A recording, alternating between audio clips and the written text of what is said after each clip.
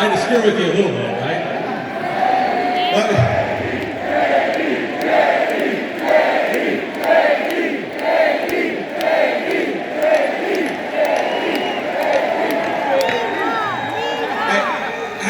How do you introduce the guy? Pretty much everybody knows everything about him. They know he was a great president, and we want to make him president again. But what I thought I'd say is, what are the qualifications you need to be a good president? Well, number one, you need to love this country, right? We've got a lot of leaders who don't love this country, but there are, frankly, if we're being honest, a lot of people who love this country you wouldn't want to make president just because they love the country. You need something else. And when I wrote my convention speech, and I wrote it mostly myself, had some help from some friends, but I was looking at the history of President Trump's engagement with this country. One of the things that jumped out at me is if you think about the biggest mistakes we've made as a country, the things that have hurt my home state of Ohio, this state, Michigan, the most. You could have run through the list of things. I'd start with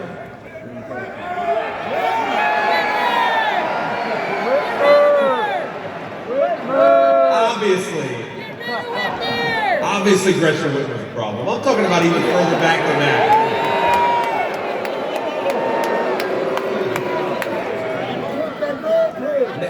NAFTA. Yes. Giving China the sweetheart trade deal and letting them into the World Trade Organization. The Iraq War in 2003. On every single one of those issues, Joe Biden was wrong and President Donald J. Trump was right.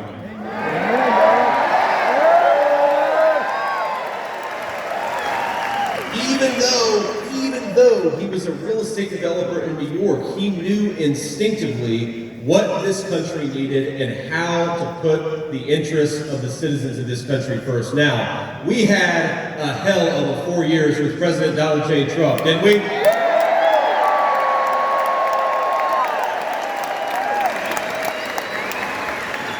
In 4 years, he undid, I believe, 30 years of damage, of terrible leadership. Are we ready to give him 4 more years? Yeah. Are we ready to hear from the next president of the United States, President Donald J. Trump? Come on out, sir.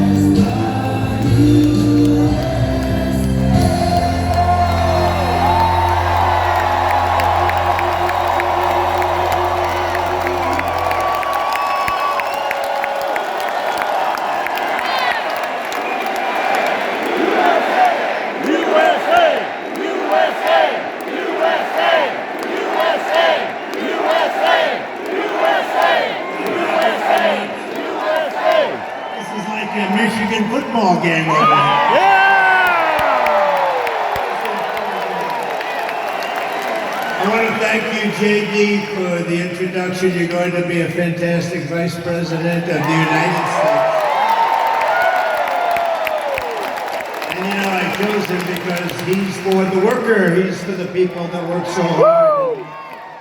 Perhaps weren't treated like they should have been, but they were treated that way 4 years ago, I can tell you that.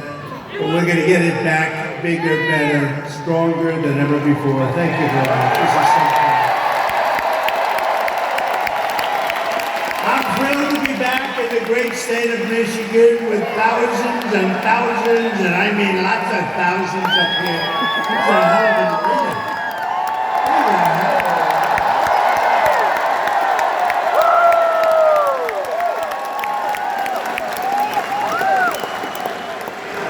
But you are the hard-working patriots that we love. You know, they have crowds of people outside. You're not even going to believe it. They go blocks and blocks. But let's forget about them, right?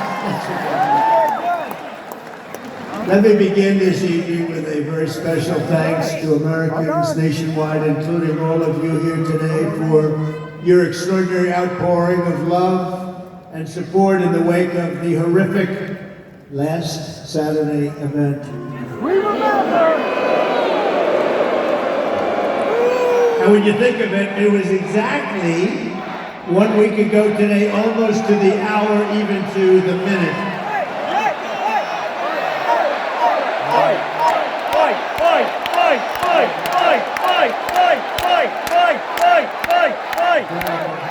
What a day it was. As I said earlier this week, I stand before you only by the grace of Almighty God. That's true.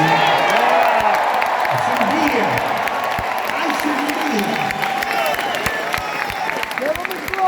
be here. Maybe JD or somebody else would be here, but I shouldn't be here right now. But something very special happened. Let's face it, something happened. I want to thank Butler Memorial Hospital in Pennsylvania for the incredible job they did and service they gave.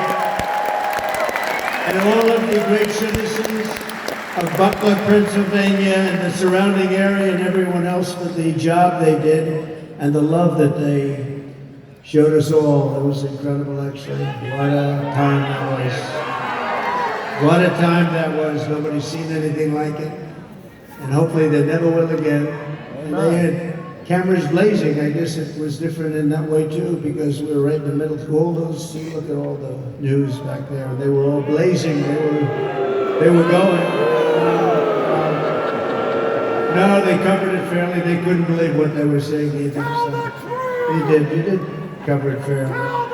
Let me also thank Congressman Ronnie Jackson from Texas. You know Congressman Ronnie Jackson for the care and treatment he gave me as an outstanding doctor, which he is. He's really an amazing guy. Where's Ronnie? Dr. Ronnie's here someplace.